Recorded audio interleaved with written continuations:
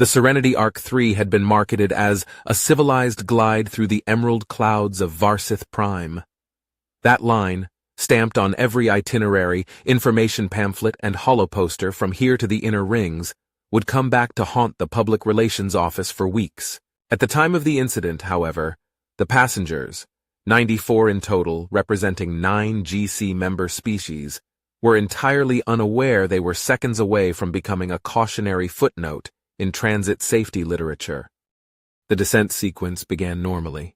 The shuttle coasted into orbital insertion on schedule, with sunlight streaming across its polished white hull. A pleasant hum vibrated beneath the floor, environmental systems regulating cabin pressure. The in-flight AI, Serena, had just started her pre-landing announcement in 4 languages. The mood in the main cabin was one of mild, sleepy excitement. Pictures were being taken, tentacles were stretched, drinks were topped off. Then, with no warning at all, the Serenity's navigation suite blinked out of existence. A single misinterpreted calendar update, sourced from a Bellari subcontractor who used a 13-month lunar cycle and had never heard of leap years, cascaded through the firmware. In an instant, the ship's orientation systems spun into a logic loop. Primary power failed, backup power shorted under load, and inertial compensators, perhaps the most critical system aboard any orbital descent vehicle, flicked off like someone had pulled a wall plug with a soggy glove. To the passengers, it felt like a punch from gravity itself. Bodies lurched sideways, drinks launched across aisles, luggage compartments burst open, scattering synthetic scarves, souvenir pillows, and at least one mid-sized musical instrument through the air. The calm buzz of descent was replaced by an awful metallic groan and the AI's voice warping into glitchy nonsense. Ladies and gentlemen and non-specified entities, welcome to Error, Surface Velocity Exceeding Parabolic Control, 404. Instructions not far. The lights flickered, failed, returned in red. In the crew cabin, Captain Resick was the first to react, by doing absolutely nothing. His eyes locked on the error screen, unmoving. His arms twitched once. His mouth opened slightly as though about to speak, then didn't. His co-pilot, Ensign Bravum, let out a long, wheezing inhale and began hyperventilating so loudly it drowned out the audible alarms. A navigation officer, identified later as S. Veltrin of the Kral species, began reciting contractual liability clauses aloud. Word perfect. His voice cracked only once.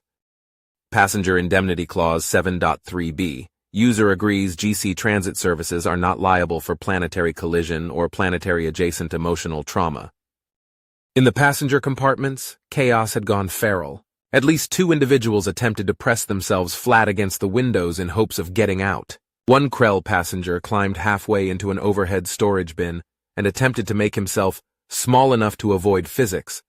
Another, a Jelgi tourist named Yiken, tried to bribe his seat. Witnesses later confirmed he whispered to it, "I will give you 40 credits and a box of dried sweets if you let me live."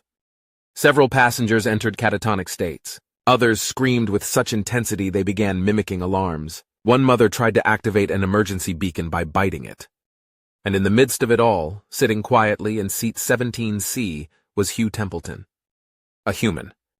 Templeton was 43 standard years old, a civilian systems analyst from the Terran Southern Hemisphere, traveling alone on a long-overdue vacation.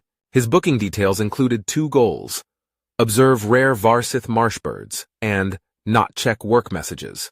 That was it. Templeton had boarded the shuttle carrying a single soft duffel bag and an insulated drink pouch. He had smiled at the steward. He had selected a window seat. He had not spoken to a single other passenger in over an hour. When the power failed, Templeton looked up. When the lights turned red, he sighed.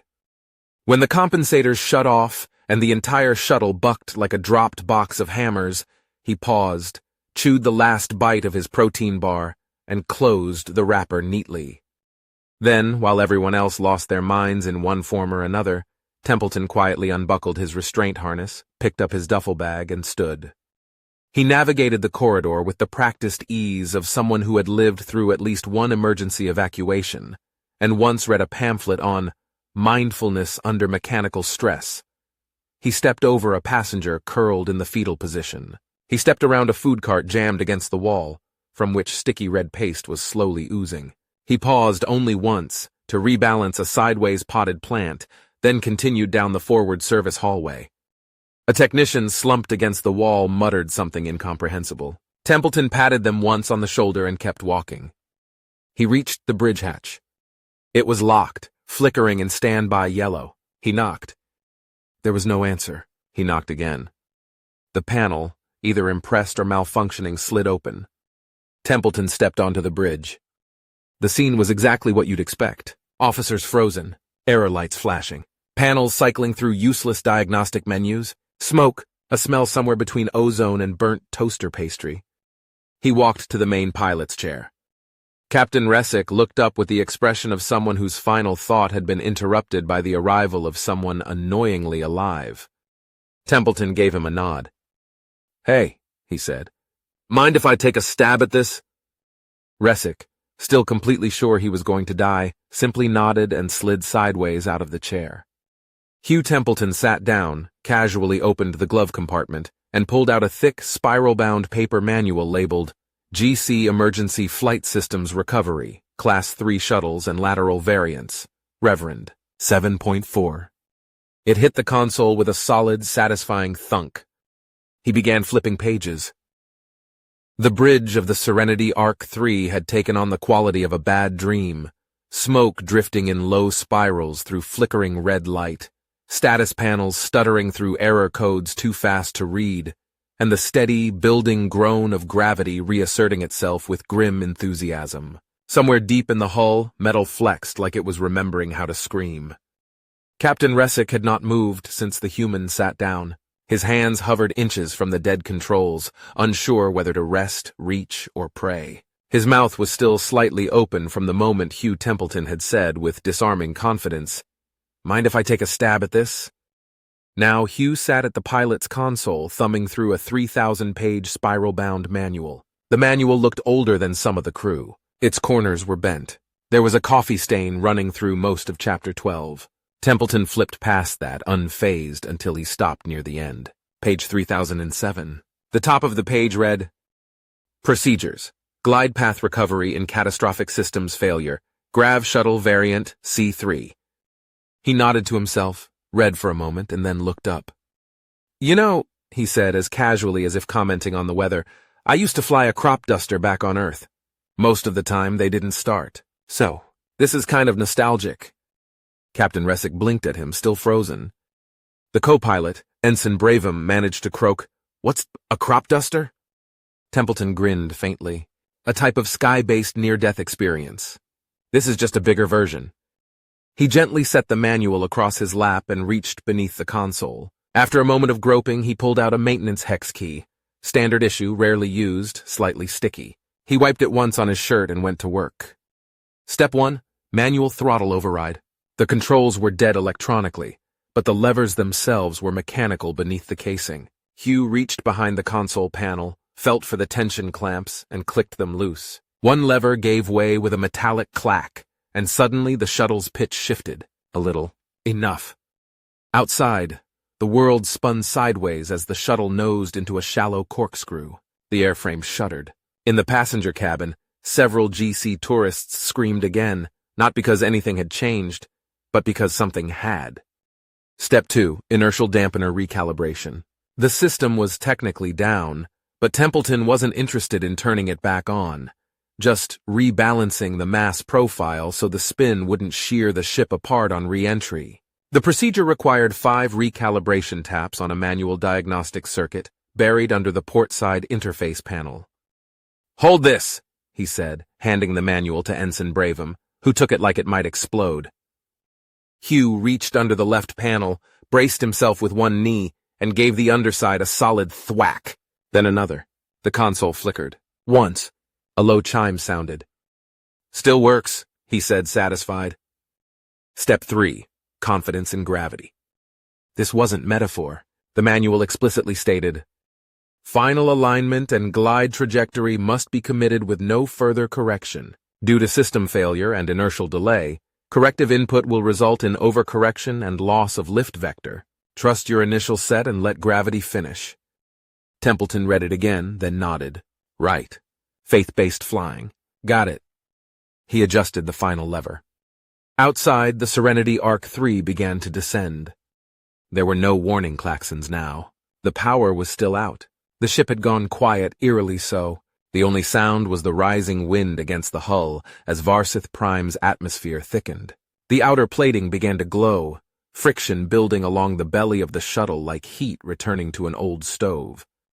In the main cabin, passengers were silent. Most had gone well past panic into some higher plane of existential negotiation. One held a small devotional stone and was whispering to it in a language it didn't speak. Another wrote, "I regret everything," on the back of their boarding pass, and then folded it into an origami bird. Someone asked if they could scream again. No one answered. Then the ship began to stabilize. The spin stopped. The shaking smoothed.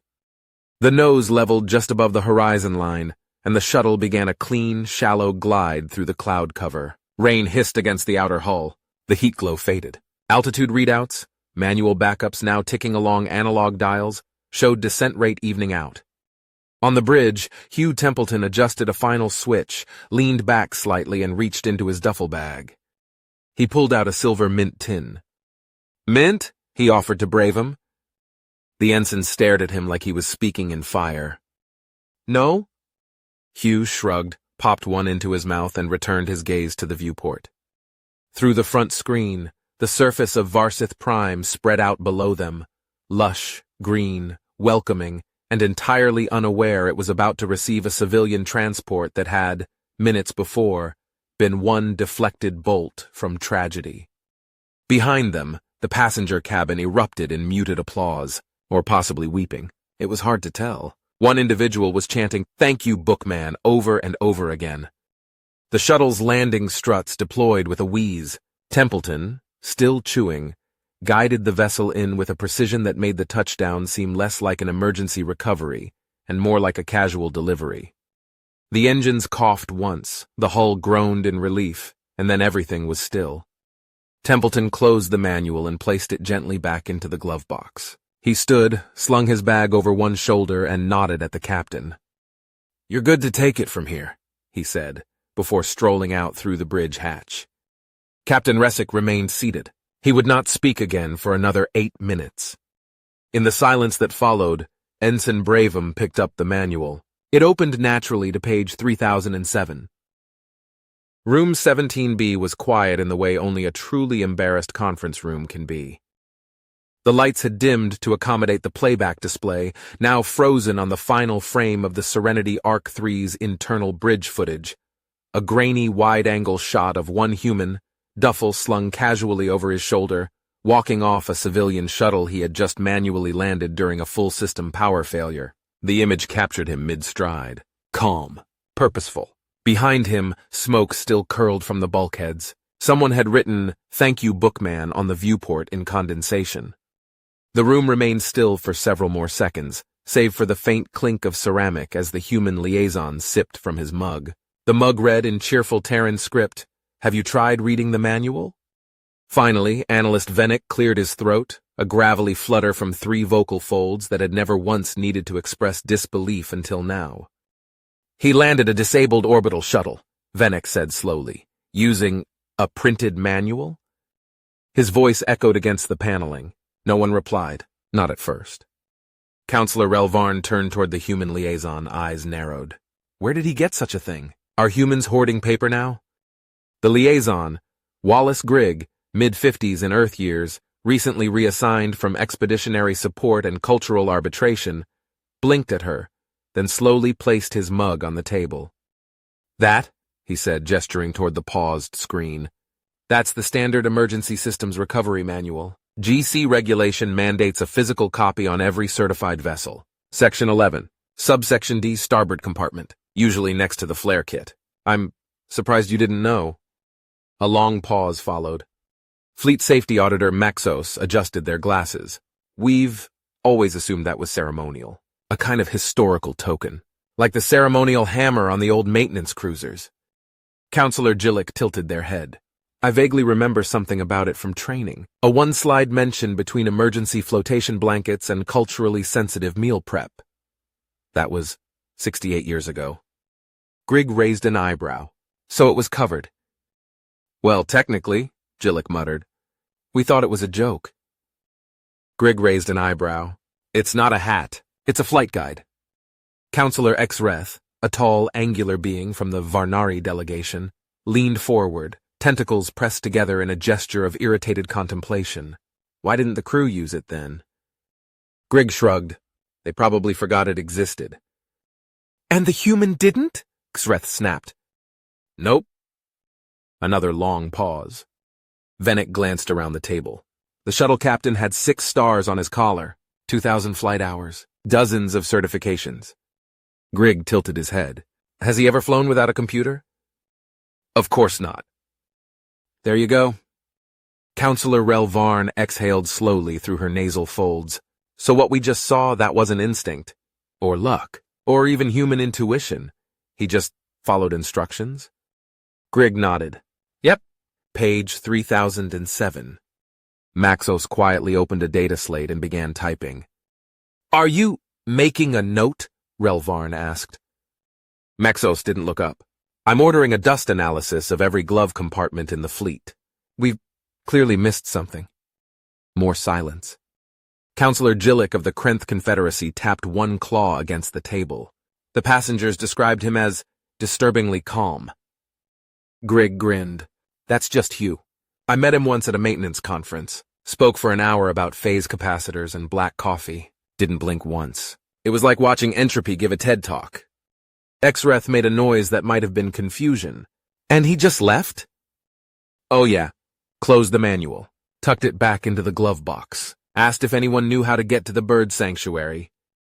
Bird sanctuary? He's a bird watcher, Grigg said. Apparently, Varsith Prime has a native species with 3 beaks and a scream like an accordion being eaten by a vacuum cleaner.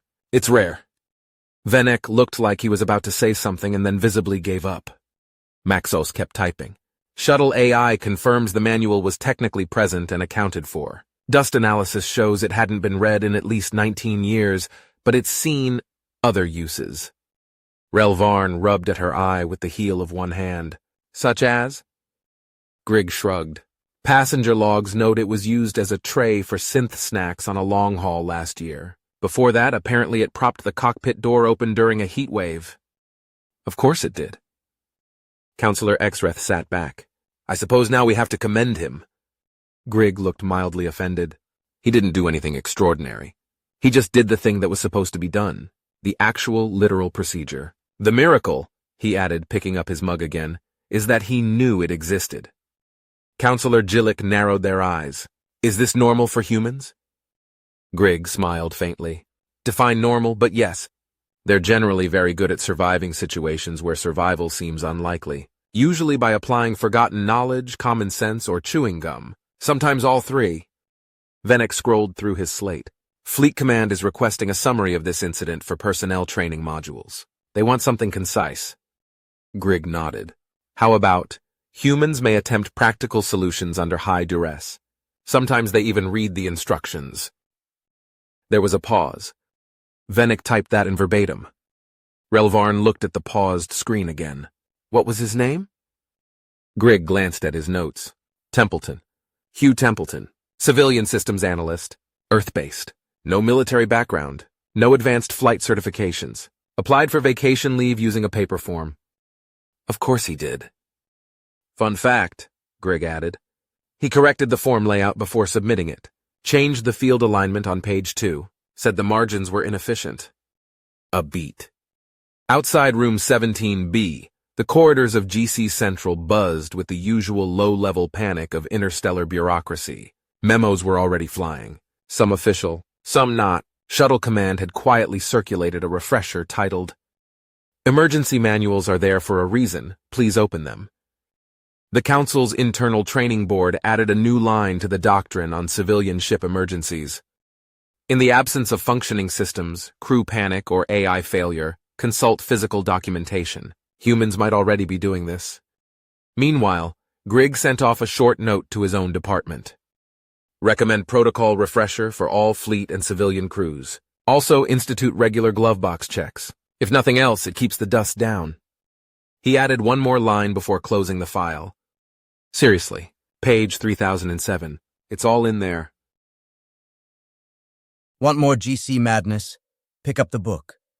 Tales from the GC is packed with stories you won't find anywhere else. Available on Amazon right now on Kindle and paperback. The link is in the description.